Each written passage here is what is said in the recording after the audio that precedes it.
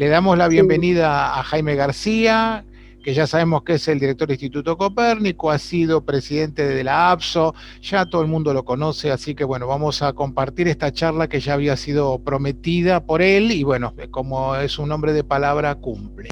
Así que le damos la bienvenida a Jaime. Adelante, Jaime. O capaz que desapareció. Me parece que desaparecí yo. Ahí está. No, se me había silenciado, Ah, discúlpenme. Bueno, acaba de volver la luz, ok, por suerte. Bien, Así genial. que, bueno, esperemos que no se vuelva a cortar. Con las tormentas, estamos bajo una tormenta muy fuerte aquí en Rama Caída, Mendoza.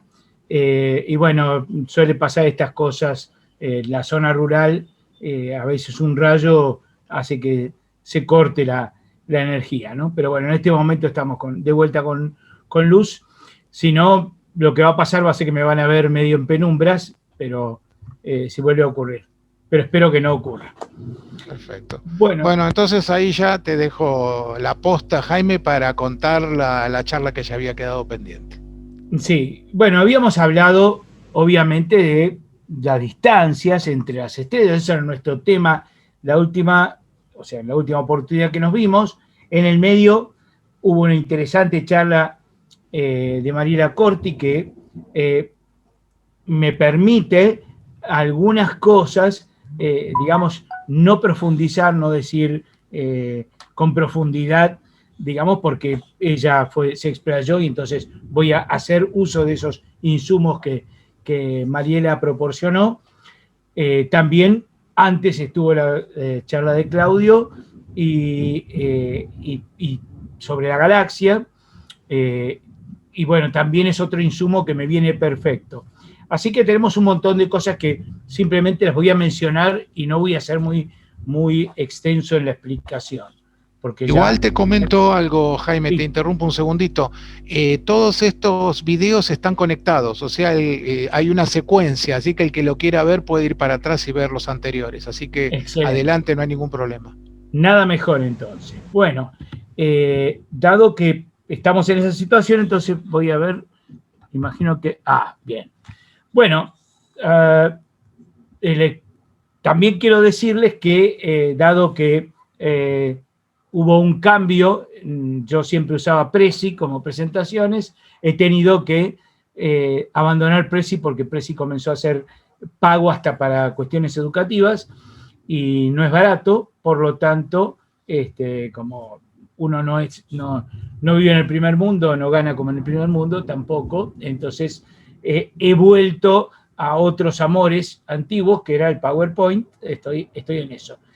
Y les pediré disculpas si de repente la pantalla es demasiado ancha y van a tener que andar moviendo, digamos, el cuadrito donde estoy o lo que fuere, porque, bueno, es mi tema es que no estoy acostumbrado a usar la herramienta, así que me puede pasar eso, les puede pasar a ustedes eso en cualquier momento. Bueno, habíamos dejado justamente con este gráfico la charla anterior, donde decíamos que, bueno, que el universo es mucho más que estrellas, o sea, si hablábamos de la distancia de las estrellas, bueno, en la astronomía hay distancia, pero mucho más allá de lo que son las estrellas.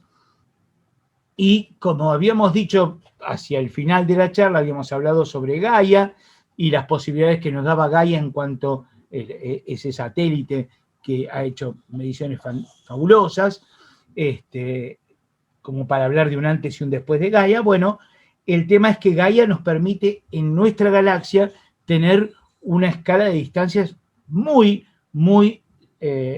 precisa, digamos, ¿no? Entonces, ¿qué pasa? Ahora podemos pensar también en que podríamos aprimorar, ponerlas más bellas a nuestra escala de distancias extragalácticas. Pero bueno, el tema es que hay algo que nosotros utilizamos dentro de la galaxia, y que es lo que utiliza Gaia también, que es hacer lo que se llama la paralaje. La paralaje es el ángulo bajo el cual, digamos, vemos a las estrellas digamos, que son más cercanas, las vemos en su cambio cuando la Tierra está ubicada en dos posiciones distintas durante el año. Por ejemplo, en puntos opuestos. Bueno, ahí se produce un ángulo, la mitad de ese ángulo, puntos opuestos de la órbita me refiero, ¿no? La mitad de ese ángulo es lo que llamamos la paralaje. Bueno, perfecto. La paralaje entonces nos permite, por la trigonometría, determinar la distancia. Pero, ¿qué ocurre cuando las distancias son más grandes? La paralaje ya no sirve.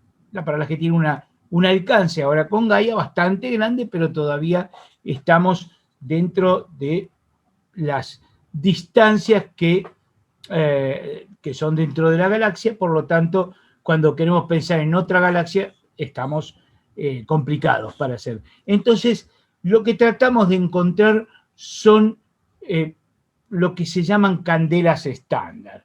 ¿Y qué es una candela estándar? Y bueno, es algo que nos sirve como para saber que, como mojones, digamos, de distancia, ¿no? Vamos se los llama candelas estándar, pero bueno, tiene que ver con eso, o sea, como de las estrellas recibimos luz, entonces lo que una luz a una determinada distancia tiene un cierto brillo, y bueno, decimos, bueno, si esta luz está a tal distancia, tiene cierto brillo, bueno, si me corro, de acuerdo con las leyes de la fotometría, bueno, si corro esa fuente, bueno, voy a tener, como sé exactamente cuánto brilla, bueno, puedo saber a qué distancia está, ¿no? Porque digamos, cualquier fuente de luz tiene dos razones para brillar diferente de otra. Una que tenga intrínsecamente diferente brillo, u otra que esté a diferente distancia. Por lo tanto, si sé que tiene exactamente ese brillo, si está la única razón por la cual brille menos es porque está más lejos, ¿no? Bien, así que esa es la idea. Bueno, vamos a recordar rápidamente las unidades de distancia. Dentro del sistema solar usamos la unidad astronómica, que son 150, aproximadamente 150 millones de kilómetros, y la distancia de la Tierra al Sol. Asociada a esta está la unidad de distancia que vamos a usar hoy, que es lo que llamamos el parsec. El parsec, que es la distancia a la que hay que estar para ver con una paralaje de 1 segundo de arco a justamente la distancia Tierra-Sol, o sea, esa unidad astronómica. Y bueno, esa es la equivalencia, digamos, entre todas las unidades. Sería que un parsec son 206.265 unidades astronómicas, 3,26 años luz y, bueno, 30 billones de kilómetros, ¿no? O sea, esos números tan enormes que... Y bueno, y como sabemos, existen, como en todo el sistema internacional de unidades, hay múltiplos. Está el kiloparsec, que son 1000 parsec, el megaparsec, ¿no? Ahí están las formas digamos, en que se escriben, que sería 1000 kiloparsec, o sea, 1 millón de parsec, y un gigaparsec, que son 1000 megaparsec. En el universo ya nos alcanza con eso porque, digamos, según la teoría del Big Bang, el universo no tiene más de 13,8 gigaparsec. Así que eso sería el universo observable, ¿no? Bien, pero bueno, esta la unidad de distancia ya las habíamos visto, pero las recuerdo simplemente. Pero bueno, hoy yo quiero hacer un especial homenaje a quien va a ser, o a quien es la protagonista número 1 de este tema de las escalas de distancias, y que era Henrietta Swan-Leavitt, una excelente astrónoma del grupo que tenía, que digamos que formaba parte del observatorio de Harvard, y bueno, justamente como una mujer, estamos en el mes de la mujer, un homenaje a ella cabe. Bueno, lo que descubrió Henrietta es justamente que haciendo observaciones de estrellas que varían de brillo en las nubes de Magallanes, en la nube mayor y la nube menor de Magallanes, observaciones que se habían realizado, son placas fotográficas que se habían sacado en el observatorio, en la estación que tenía, que se llama Boyden Station, que tenía el observatorio de Harvard en Arequipa, Perú, por aquel tiempo. Después esa estación se trasladó a Sudáfrica. Bueno, en esas placas, ella estaba estudiando justamente la variación de luz de ciertas estrellas. Y bueno, esa variación de cuando ella acomoda las estrellas de acuerdo a brillo creciente, le resultó que encontró que tenían periodo creciente, o sea, porque estamos hablando de estrellas variables. Las estrellas variables son las estrellas que varían de brillo en función del tiempo, o sea, que estamos diciendo con esto, que bueno, que en algún momento son menos brillantes, otros son un poco más brillantes y vuelven a disminuir de brillo, y así oscila su brillo en función del tiempo.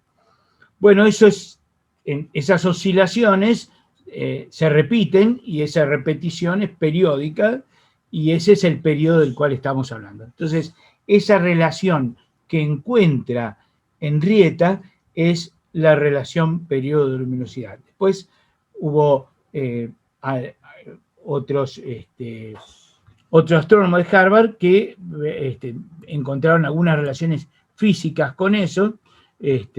Acá fíjense ustedes que este es el gráfico para la nube mayor y la nube menor de Magallanes. De esas estrellas las unió y bueno, encontró que eso cumplían esa relación, ¿no? Distinta para las dos galaxias. Las nubes Magallanes son dos galaxias que hay en el cielo, que son muy cercanas, prácticamente son satélites de nuestra galaxia. Y bueno,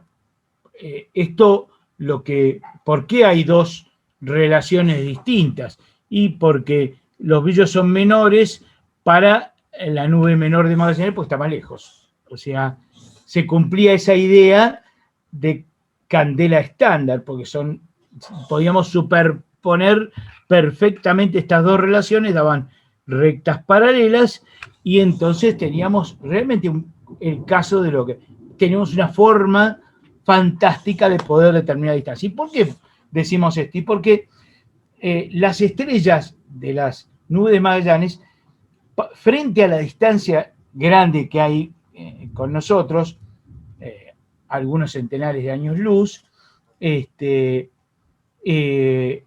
bueno, centenares de miles, perdón, de años luz, bueno, ¿qué es lo que implica esto? Que la distancia entre las estrellas de esa galaxia, que es muy chiquita, es despreciable frente a la distancia a nosotros. Por lo tanto, justamente entre ellas, dentro de la misma nube, podemos decir que las estrellas están a igual distancia de nosotros, ¿no? Porque entre ellas las distancias son pequeñas, pero sí con nosotros son grandes. Y la otra, que está un poco más lejos, la otra nube, bueno, justamente tienen otra relación, porque entre ellas de vuelta la distancia es pequeña, pero frente a la distancia a nosotros es muy grande. Entonces, eso quiere decir que podemos considerar que están todas las estrellas de la nube Magallanes a la misma distancia de nosotros y en la nube mayor, y lo mismo pasa dentro de la nube menor. Bueno, eso entra entonces en la definición de esa candela estándar. Así que la primera candela estándar que se propone es esta en 1912, y gracias a Henrietta. Bueno, acá está un poquito lo que les decía de las estrellas pulsantes, cómo son. Bueno, ahí tenemos una animación de cómo es la variación de un tipo de estrellas. Acá lo que estamos hablando son las estrellas que usó Henrietta, eran estrellas cefeidas, que son estrellas gigantes que son inestables, y esa inestabilidad se manifiesta en una variación de su diámetro con el tiempo. Justamente hacia aquí a la derecha está la gráfica, en la cual, las gráficas, en la cual se representan,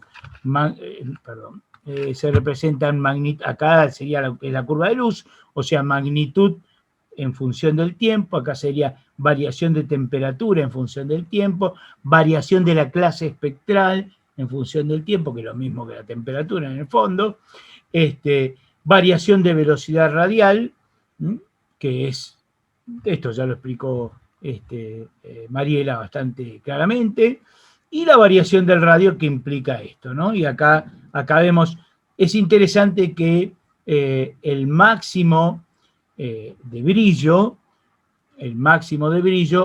no ocurre cuando la estrella tiene su mayor diámetro, sino que ocurre en las etapas intermedias. Eso es porque alcanza la mayor temperatura, si bien el área de radiación no es la máxima, pero sí la temperatura máxima, o sea, hay un equilibrio entre la temperatura, digamos, y el diámetro de la estrella, ¿no? Que es la cantidad de superficie que irradia. Por eso es que ocurre exactamente esto. Bien, entonces, existen otros tipos de estrellas pulsantes que también son interesantes, son estrellas más viejas, son las llamadas estrellas RR Lyrae, pero la diferencia entre unas y otras, digamos, estas estrellas varían en días, y estas en horas o un par de días, hasta 3, 4, 5 días, es los periodos característicos de estas estrellas, que son las RR Lyrae, y estas son, ya les digo, las cefeidas tienen esa diferencia de periodo, ¿no? De periodo del orden de días. Bueno, acá hay justamente la diferencia de población. Nosotros cuando decimos poblaciones estelares estamos hablando de antigüedad de la estrella, pero también de otra cosa que es importante, que es la cantidad de elementos químicos más allá del hidrógeno y el helio que tengan. Esa abundancia, como explicó Mariela, nosotros le decimos el contenido metálico, y esa abundancia, esa diferencia de abundancias, hace que las estrellas realmente pertenezcan a generaciones distintas. Las cefeidas clásicas son estrellas con abundante contenido metálico, entonces son estrellas de lo que llamamos población 1, mientras que las RR Lyrae y las cefeidas de tipo 2 son justamente estrellas de población 2, y por supuesto tienen ajustes de relación periodo-luminosidad distintas, ¿no? O sea, para los tres tipos, como ven, hay ajustes de relación periodo-luminosidad completamente distintas. Acá se nota justamente lo que les decía, que estas estrellas tienen periodos inferiores a un día, y estas tienen periodos bastante superiores a un día, ¿no? O sea, hasta 100 días. Bien, entonces, esas son los dos, digamos, o los tres tipos, si ustedes quieren, de estrellas que consideramos como candelas estándar. Bien, vamos a la siguiente. Bueno, ¿cuál es la distribución galáctica de estas estrellas? Bueno, ¿por qué? Porque primero tenemos que estudiar las de nuestra galaxia para poder irnos a estudiar estas estrellas y encontrarlas en otras galaxias, ¿no? Y entonces sí que me sirvan como patrón de distancia. Entonces, las cefeidas clásicas, entonces, como son estrellas de población 1, ¿dónde van a estar? Y van a estar fundamentalmente en el plano, como pueden notarlo acá, en el plano de la galaxia, que es la zona donde justamente residen las estrellas de mayor metalicidad y realmente de menor edad, ¿no? Digamos, o de generación más cercana al Sol, ¿no? El Sol es una estrella de población de población. Bueno, como les decía entonces, las cefeidas están en el plano, mientras que, y fíjense que trazan, no sé si notan ustedes, pero trazan la estructura espiral de la Vía Láctea, ¿no? Son importantes trazadores las cefeidas. En cambio, las estrellas de tipo RR Lyrae pueblan casi todo el cielo, excepto el plano. Bueno, en realidad pueblan el bulbo de la galaxia, o sea, la zona central de la galaxia, y lo que se llama el halo, que es lo que envuelve, digamos, a la parte espiral de la galaxia, ¿no? Bueno, acá esto que se ve acá son justamente las RR Lyrae de las nubes de Magallanes, estas serían las nubes de Magallanes, ¿no? Y bueno, con esto es posible, como yo sé que, digamos, conozco el periodo, con el periodo puedo deducir cuál es la luminosidad intrínseca, o sea, ¿por qué? Porque ya dijimos que eran candelas estándar, entonces conocemos su luminosidad intrínseca. Entonces, por esta fórmula, que es la fórmula de la magnitud absoluta, que es justamente esa luminosidad intrínseca, conozco el brillo aparente, conozco la magnitud absoluta y por lo tanto puedo saber la distancia. De hecho, estos m-m y todos los otros numeritos se conocen como módulo de distancia. Bien, y podemos seguir. Bueno, entonces, ¿a qué es posible aplicar estas candelas estándar, ¿no? Que decimos, ¿en dónde? ¿En qué escalas de distancia? Bueno, ustedes ahora podemos explicar un poquito más lo que es esta gráfica, este diagrama, digamos, de flujo. Bueno, lo que tenemos acá estas son las RR Lyrae y digamos, en qué lugares, hasta dónde podemos confiar en ellas como candelas estándar.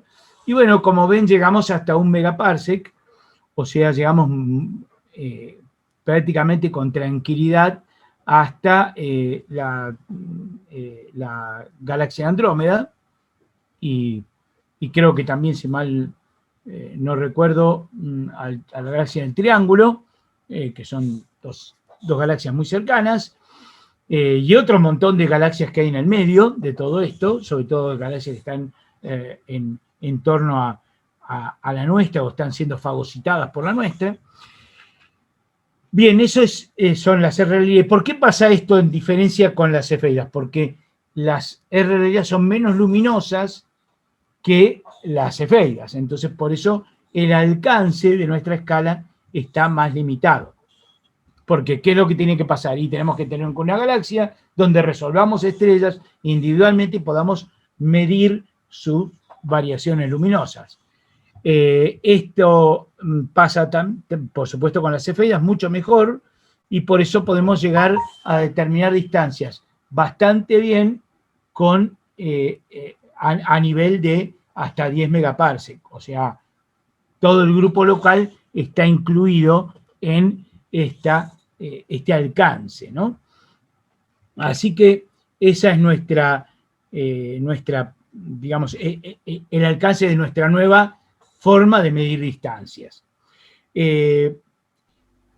Jaime, sí. Disculpa que te interrumpa. Este gráfico está fenomenal, Sí, ya lo creo. Es muy, muy interesante este gráfico. Bueno, vamos a recorrerlo casi todo. Voy a dejar solamente para comentar muy brevemente o casi nada estas dos cositas, pero todo lo demás lo vamos a recorrer en la charla, esa es la idea. Y esto porque en realidad son test del resto, no tiene mucha importancia. Lo que sí tiene mucha importancia son los métodos que están involucrados en esto. Bueno, para estrellas pulsantes existe un método que se llama Baade-Besselink para determinar el radio. O sea, basándose en ese método y en la medida del brillo aparente y la temperatura superficial, se puede derivar la distancia. Esto quiere decir que yo puedo, de alguna otra manera, que no sea en base a la relación periodo-luminosidad, ajustar la escala.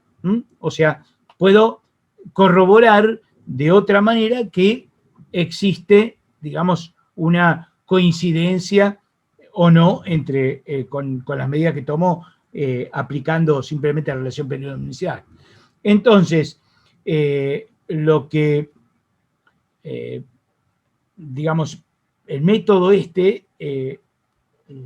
como se basa en parámetros observacionales puramente, ¿no? O sea, estamos hablando de temperatura, estamos hablando de brillo aparente.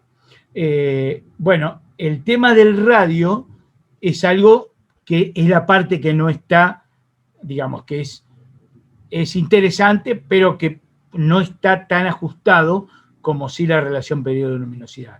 ¿Y por qué ocurre esto? Y porque las atmósferas, como se extienden y se contraen, quedan rarificadas. O sea, ¿qué quiere decir esto? Que el límite de la forma de la estrella no queda completamente definido. Y eso hace que el hecho, cuando nosotros vemos al Sol, vemos un borde concreto, decimos, bueno, ahí está la fotosfera, ahí termina, la vemos perfectamente en un eclipse, por ejemplo, vemos perfectamente el límite, pero en estas estrellas se rarifica en algunos momentos ese límite y por eso es que no es un método altamente confiable. Pero bueno, es un método como para ajustarla, digamos, para tener en cuenta para ver si estamos haciendo las cosas bien, ¿no? O sea, con un cierto error, pero un error más o menos soportable, ¿no? En astronomía un error soportable puede llegar a ser a veces hasta el 20%, pero bueno, me agarra un físico, digamos, experimental y me mata. El 20% es un error terrible para la física, pero bueno, en astronomía nuestros laboratorios están tan lejos que muchas veces es admisible y por supuesto siempre queremos mejorarlo, pero un error de 20% es bastante soportable. Bueno, abandonamos las estrellas pulsantes y vamos a otras estrellas variables, que son las novas. Las novas son estrellas que son interesantes porque, bueno, ahí hay un modelo, digamos, hecho hace muchísimos años cuando se puso en órbita un telescopio que se llamaba Galex. Bueno, alguien hizo ese dibujito, no sé quién es el autor, pero está en un material didáctico que cuando ese telescopio se puso en órbita, bueno, la NASA distribuyó y bueno, ahí está. ¿Qué son estas estrellas? Son estrellas binarias, donde una estrella está ya muy evolucionada, es lo que se llama una enana blanca, que es, digamos, es el futuro que le aguarda al Sol allá por no sé cuántos miles de millones de años, y es una estrella que prácticamente es un núcleo desnudo, o sea, sería el núcleo solar desnudo. Vamos a decir un poquito así, abusando un poco, ¿no? Pero, bueno, ¿y qué es lo que ocurre? Su compañera, que es una estrella menos evolucionada y también menos masiva, le entrega material, y bueno, y cada tanto ese material, bueno, es lo suficiente, es hidrógeno, entonces aumenta, tiene un disco de acreción, y bueno, ese disco de acreción se va calentando, y en un momento determinado hay son como zombies estas estrellas, porque brillan de repente, porque bueno, de repente como que renacen, y empiezan a producir energía como lo hace el Sol normalmente, ¿no? Porque, bueno, ha recibido combustible, ya la enana blanca no tenía combustible, pero bueno, le llega eso y por el propio calor hace que en algún momento detonen reacciones termonucleares y entonces aumenta el brillo. Esos aumentos son súbitos y, digamos, aumentan, pero después declinan. Y bueno, estudiando el declinar de ese brillo, se puede calibrar de qué estrella estamos hablando. Además, las enanas blancas tienen unas masas bastante concretas, las conocemos bastante bien, entonces esto y las novas entonces son buenos, son digamos, muy buenos indicadores, bueno, y por lo tanto me permiten, como son aumentos súbitos de brillo muy, muy grandes, me permiten llegar más lejos que, por ejemplo, con las RRL, igualar a las cefeidas, porque observamos novas en galaxias cercanas del grupo local. O sea que estamos de vuelta en torno a los 10 megaparsec. Bien.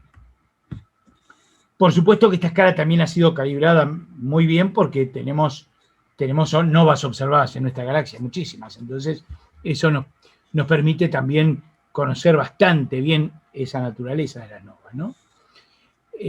Bueno, otras cuestiones pasan por ya estudiar directamente a las galaxias, en lugar de ponernos a ver los constituyentes individuales de las galaxias, tomar en forma estadística la población de esas galaxias. Entonces, hay unas relaciones que son, bueno, la de Faber-Jackson y Talley-Fisher, que son, digamos, tienen que ver con digamos, la luminosidad, que se relaciona con un aspecto que tiene que ver con la dispersión de velocidades. Esa es la relación de Faber-Jackson, que justamente quienes la propusieron son Sandra Faber y Robert Jackson en 1976.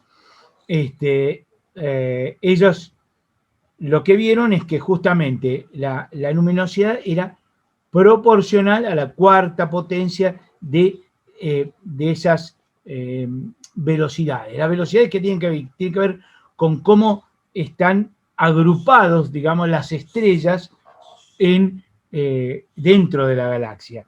Y eso tiene que ver con, por supuesto, con el movimiento de la galaxia, ¿no? Que tiene que ver con la rotación de la galaxia.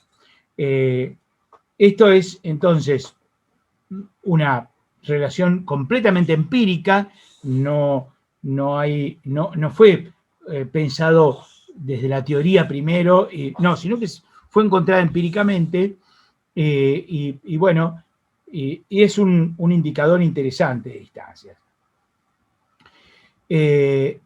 Bien, Talley-Fisher, a su vez, un año después, encontraron que era posible, digamos, teniendo medidas precisas de la masa, luminosidad o la velocidad de rotación, las podían relacionar de forma tal de lograr estas relaciones.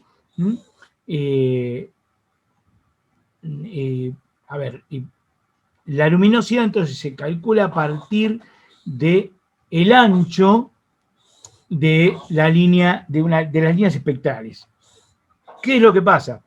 Las líneas espectrales tienen que ver con la dinámica de la galaxia. O sea, yo lo que hago es, ¿qué es lo que hago? Pongo la ranura del espectrógrafo atravesando sobre todo la parte del bulbo de la galaxia, o la parte central, en el caso de una galaxia lenticular. Y bueno, pongo ahí y me va a dar, si tengo estrellas que van hacia alejándose de nosotros por el efecto Doppler, ¿qué va a pasar? Y bueno, las líneas espectrales que contribuyen a esas estrellas van a correrse hacia el rojo. Y si hay estrellas que se están aproximando hacia mí, bueno, se van a correr hacia el azul. Entonces la línea va a engordar, porque lo que yo estoy midiendo es el conjunto de las estrellas. Estoy haciendo, digamos, una cuestión estadística. No estoy individualmente. Acuérdense que les dije eso, que esto era medición, digamos, en alguna medida estadística de los componentes, no individual. Y entonces la línea se ensanchó y, bueno, midiendo ese ancho, eso es lo que se llama la dispersión de velocidades, ¿no? Bueno, lo que ocurre es que con esto uno deriva la masa, perfecto. Pero ¿qué pasa? Hay toda una teoría que ustedes imagino que ya han oído hablar, y es que las galaxias tienen, además de la masa que vemos, tienen otra masa que no vemos. La masa que vemos la llamamos masa bariónica, y la masa que no vemos la llamamos, lo que se llama materia oscura. Como no sabemos cuánta materia oscura tiene una determinada galaxia, si todas tienen la misma, este método es algo complicado, porque el método de Tully-Fisher tiene una imprecisión muy grande debido a este problema. Claro que hay territorios, hay teorías al respecto. Algunos dicen, sí, la materia oscura existe, debe ser compuesta por tales y tales cosas, y hay otros que dicen que no, y que se podría modificar la gravedad, las teorías Mond, por ejemplo, que son teorías newtonianas modificadas, que son distintas de la relatividad general, y bueno, y eso, en ese caso, digamos, lo que estaríamos midiendo sería más contribución de la masa bariónica. En el cambio, en el otro caso sería una pequeña contribución de la masa bariónica y una gran contribución en el caso de la relatividad, digamos, del modelo estándar, vamos a decir, sería otra cosa lo que estamos midiendo. O sea, estamos midiendo una enorme contribución de la materia oscura, y también una desconocida contribución, ¿no? Entonces, eso es lo que hace este método un poco más impreciso, ¿no? Pero ambas son relaciones empíricas, esto es lo que quiero decir, ¿no? Bueno, otra forma de medir, y que está relacionada con esto, obviamente, es lo que se llama la fluctuación en el brillo superficial de las galaxias. Y bueno, ¿qué es lo que toma? De vuelta, toma estadística, pero esto es algo totalmente también muy razonable. Fíjense ustedes qué es lo que pasa acá en este ejemplo que tenemos, digamos, dibujado. Acá, cuando observamos una galaxia cercana, nosotros vemos estrellas con diferentes brillos, ¿sí? O sea, contribución de diferentes estrellas, estrellas más brillantes, estrellas más débiles, que contribuyen al brillo. ¿Qué pasa? En cada píxel, digamos, de nuestro detector, nosotros podemos contar acá distintas contribuciones, ¿sí? Pero cuando hacemos el mismo recuento de una galaxia más lejana, las cosas se homogenizan más. Parece como que se suavizara más, digamos, digamos, el perfil de la galaxia. Entonces, las fluctuaciones, estas fluctuaciones que se deben al tipo de población, ¿sí? Se verían menos, o se ven menos marcadas. Entonces podemos comparar, decir, bueno, si esta estrella, ¿no? Si esta galaxia, perdón, por ejemplo, ¿no? Acá tenemos galaxias en este pedacito del Ultra Deep Field, del telescopio espacial Hubble. Bueno, acá tenemos galaxias del mismo tipo. Me voy a poner los antiguos para poder...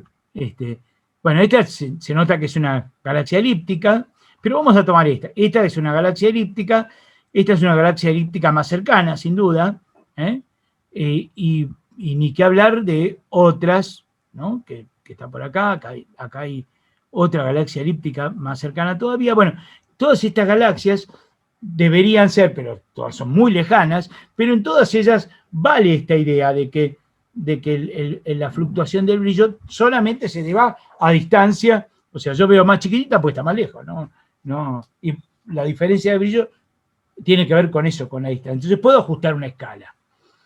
Bueno, este método sirve hasta 100 megaparsec, bastante lejos. O sea, me permite ya escapar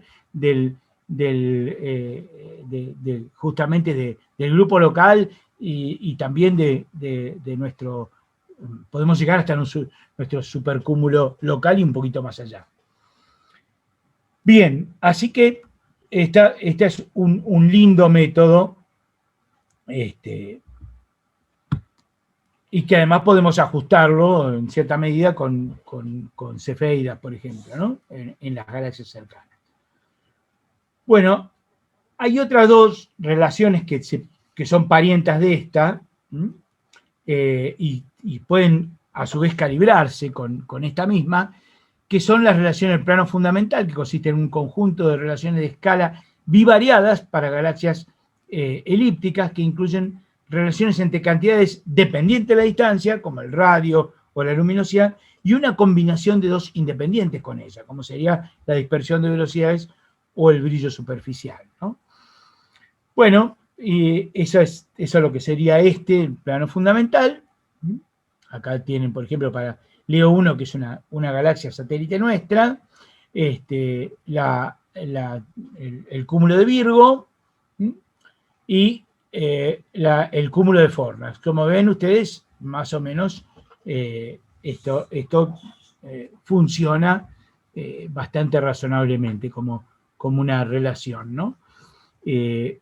Y esa relación nos permite entonces, como está corregido por la distancia, esta relación justamente nos permite determinar la distancia, ¿no? Acá está, acá tenemos, ¿no? Justamente la distancia, digamos, sumada o relacionada con combinada, digamos, perdón, con la intensidad de brillo, y poner acá la dispersión de velocidades. Bueno, muy bien. La otra que se llama la dn-sigma, que es una proyección del plano fundamental, en la cual una combinación del radio y el brillo superficial se combina en una modificación de diámetro de isofotas, llamada dn. O sea, ¿qué es esto del diámetro de isofotas? Las isofotas, como para aquellos que conocen las isotermas o las isobaras, son líneas de igual brillo, ¿no? Entonces uno toma digamos, una imagen de la galaxia, entonces busca líneas de igual brillo y traza lo que se llaman esas isofotas. Eso esa isofota encierra entonces un brillo medio superficial, y bueno, si se lo toma en la banda B, que es la banda azul de la fotometría, tenemos ese valor, digamos, de media, de ese orden, magnitudes por segundo de arco, y entonces el DNS es una vara estándar que puede utilizarse para medir distancias a galaxias elípticas. O sea, lo que estamos haciendo acá es estudiando el brillo superficial, ¿no? Esto es lo que exactamente estamos haciendo, pero relacionándolo con la dispersión de velocidades, por ejemplo, y esas dos cosas nos dan evidentemente una idea de distancia. Bien, esta por supuesto se pueden calibrar con la que vimos antes, ¿no? O sea, bueno, a las estrellas de población 2 se les pueden aplicar tres métodos. Uno, que tiene que ver con la evolución de una estrella de masa solar, que es que ustedes ven acá. Este es el trazo evolutivo. Esto lo que es un diagrama de Hertzsprung-Russell, HR, que nos va mostrando el camino que sigue en ese diagrama. En ese diagrama tenemos la luminosidad y la temperatura. Entonces, vemos qué es lo que ocurre. Bueno, primero el Sol va a ascender, va a dilatarse, entonces, y va a disminuir su temperatura superficial. Entonces, va a incorporarse lo que se llama la rama de las gigantes. Después de eso, le va a pasar que, bueno, se va a transformar en una gigante roja, va a hacer este camino, lo que se llama rama asintótica, y finalmente va a ir a parar, esto es lo que se llama post-AGB, o sea, post-rama asintótica, y va a ir a transformarse primero en una nebulosa planetaria y después en una enana blanca, como les había adelantado hace unos minutos. Bueno, ¿qué pasa? Esta altura a la cual llegan a la altura máxima a la cual llega esa rama de la gigante, es una idea de luminosidad de la estrella. O sea, donde están esas estrellas gigantes rojas, o sea, al dibujar el diagrama para toda una galaxia, bueno, vemos hasta dónde llegan esas estrellas, y bueno, a partir de ahí yo sé cuál es la luminosidad, porque la deduzco de esto, ¿no? ¿Sí? Acá me dice cuál es la luminosidad.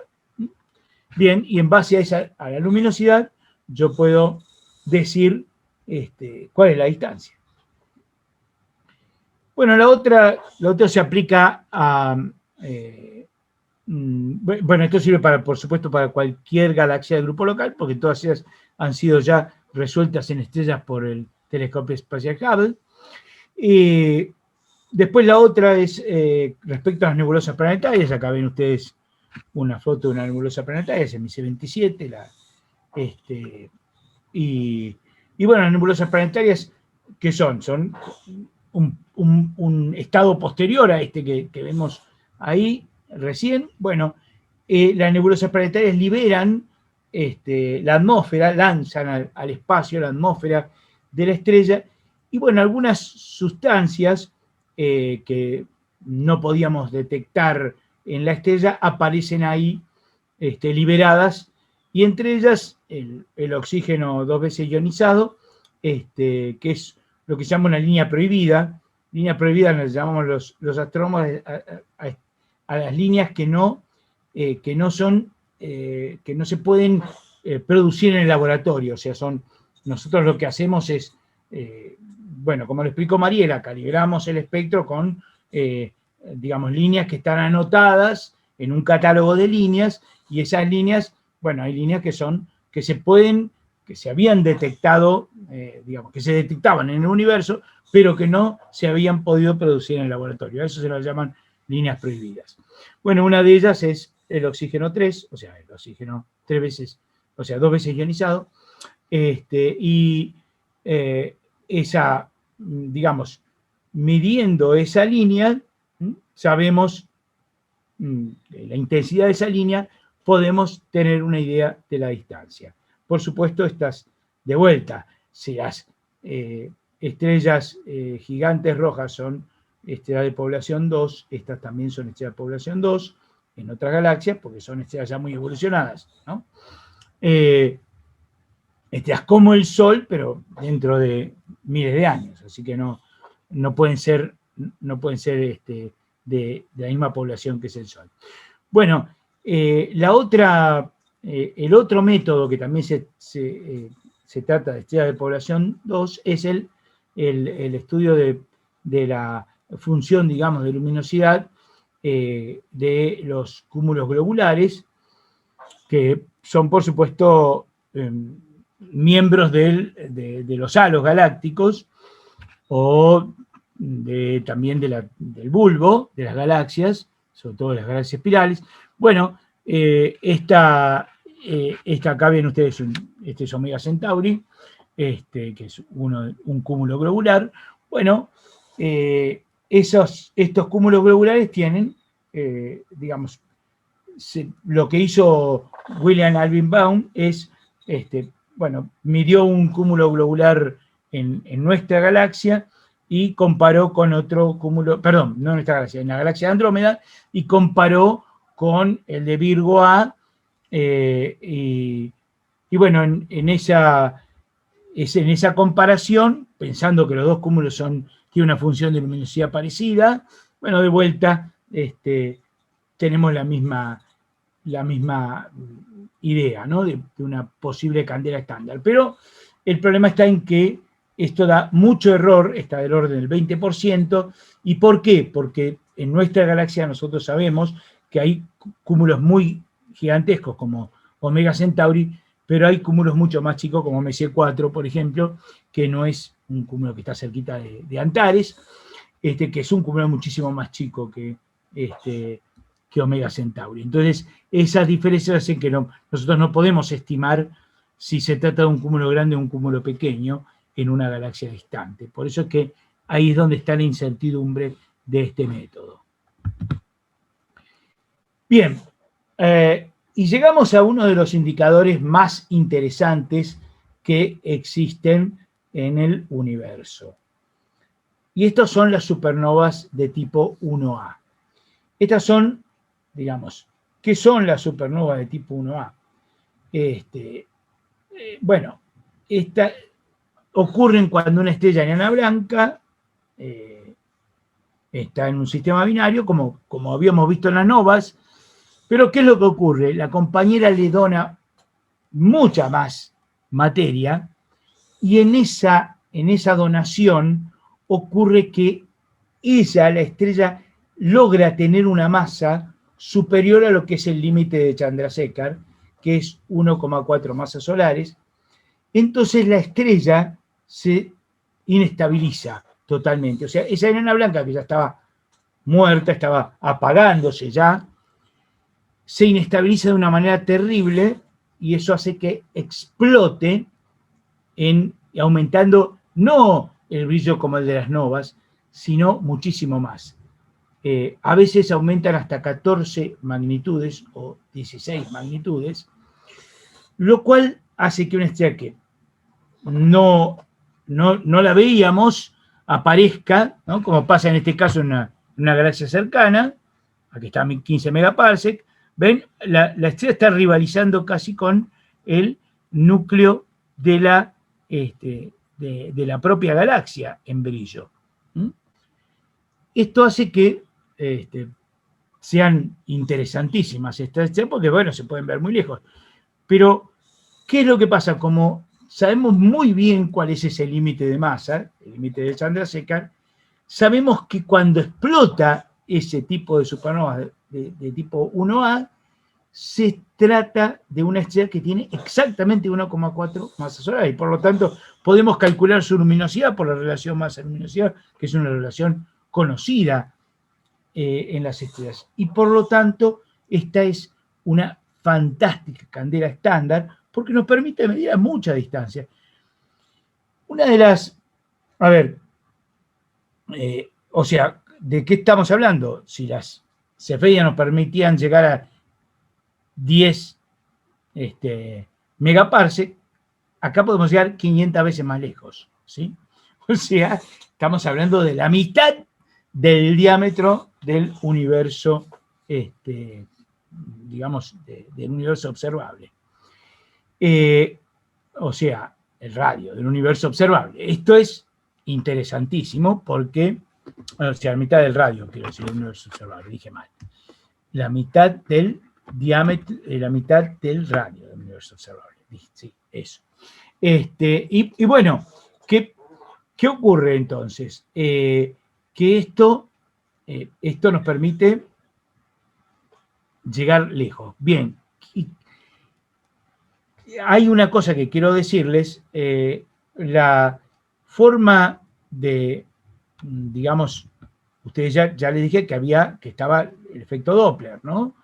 Bueno, si uno tiene esto lo vamos a ver enseguida un poquito más de detalle, pero les dejo esto. ¿Qué es esa Z que está por acá? Bueno, es esto. La longitud de onda observada, la longitud de onda en que fue emitida, dividido la longitud de onda emitida, ¿no? O sea, esto es lambda sobre lambda. Bueno, ese es el Z.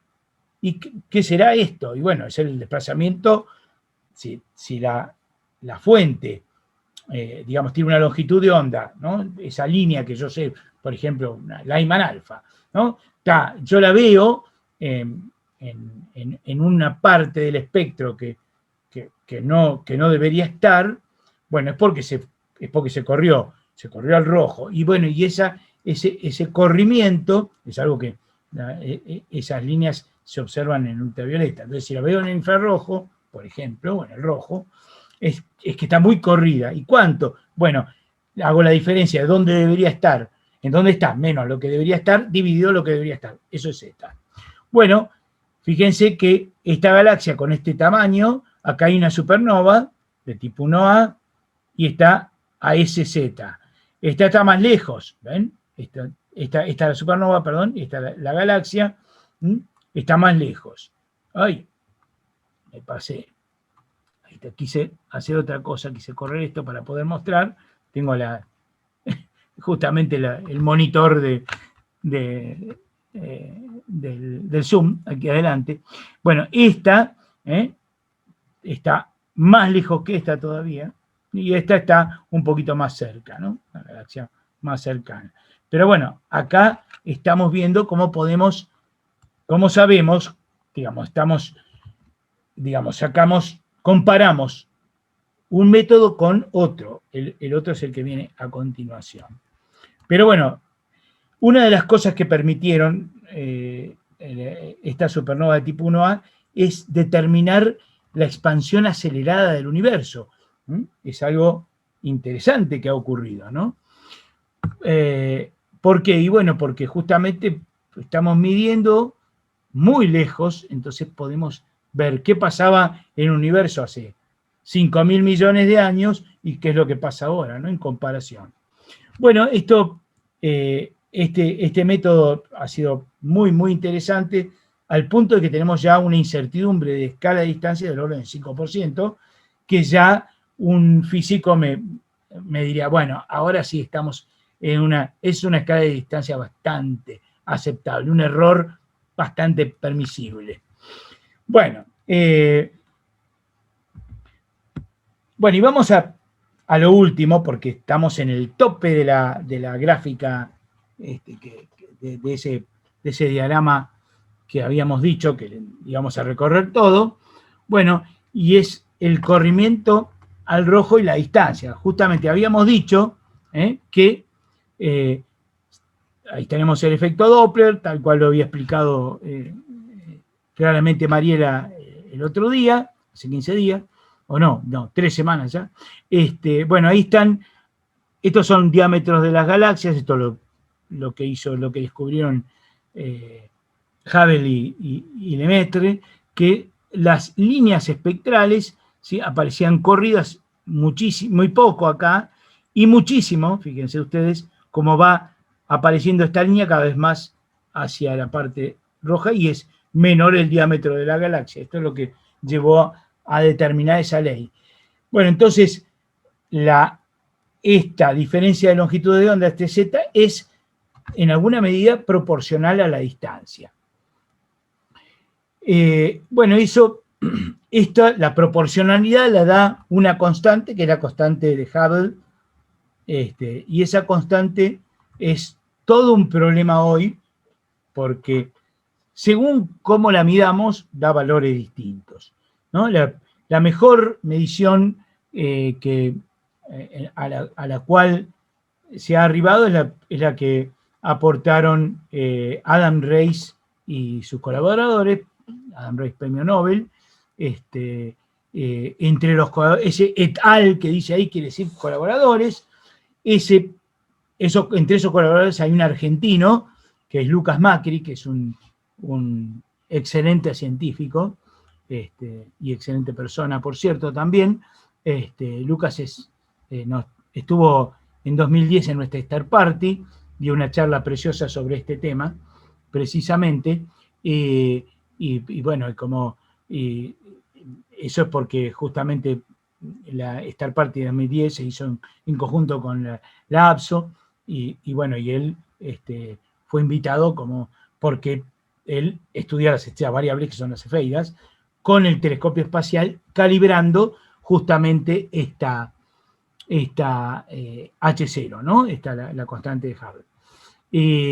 Y bueno, pero está en una tensión tremenda esta determinación, porque la colaboración Planck, del satélite Planck, da otro valor, mientras para Adam Riess y colaboradores es 73,52, más o menos 1,62 kilómetros por segundo por megaparsec, que es esto, ¿no? Esta es la constante que decimos, y 67,4 es el valor. O sea que hay una tensión entre los dos que aún no sabemos por qué se produce. Pero bueno, esta es la forma que tenemos de medir distancias en el universo, ¿no? Así que hasta acá llegó mi charla.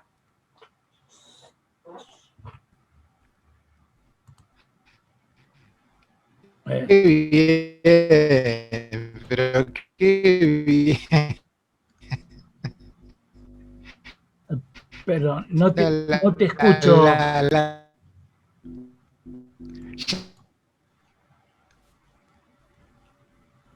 A ver.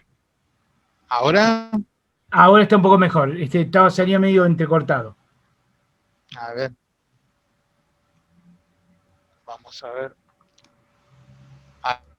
Ahí.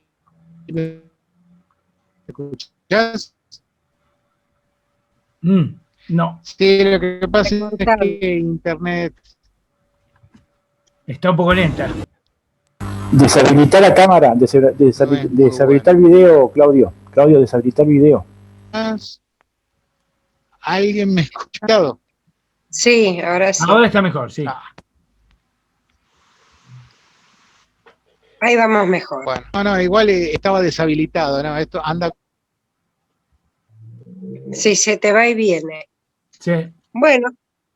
Bueno, mientras tanto, Jaime en el Face, Claudia Estrella Prieto Mulatieri te manda muchos saludos desde Rivera, Uruguay. Conrado Kurtz desde Villa de Merlo, San Luis, saludos para vos y para Claudio. Diego Jaimes acompañándote siempre. Ezequiel Matos también siempre aportando. Jaime, gracias. Astro Fleming, Tati Peralta, está haciendo sus cosas, pero te está escuchando.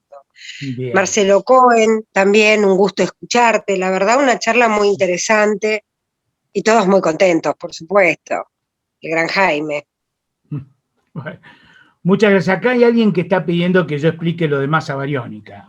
Bueno, Dale. Masa bariónica es la contribución de todo lo que podemos observar, lo que emite luz, digamos, de alguna manera. Eso es lo que llamamos masa bariónica. Hay masa que no hay contribución según, digamos, el modelo estándar. Hay una importante contribución de todo lo que compone el universo de masa que no podemos observar, y ni que hablar de la energía, que tampoco podemos observar, que es la energía oscura, ¿no? O sea, la masa oscura y la energía oscura son un porcentaje enorme digamos, del contenido del universo. Y por lo tanto, en las galaxias, y sobre todo en las galaxias, la contribución de la masa no bariónica, digamos, la masa de la materia oscura, es del orden del 75%. Así que, por eso, pero no en todas igual. Entonces, por eso es la incertidumbre de la cual hablaba, ¿no? Bien. No sé si hay alguna otra. Bueno, a mí, si me permitís, me gustaría agradecerle a Jaime por la charla, por lo completa que fue, porque realmente mencionó todos los métodos. Creo que no dejó ninguno afuera. Así que, bueno, entiendo que estuvo muy clara, que estuvo muy bien. Gracias. Hay una cosa que me gustaría agregar a todo lo que dijiste, muy completo. Me gustaría agregar algo.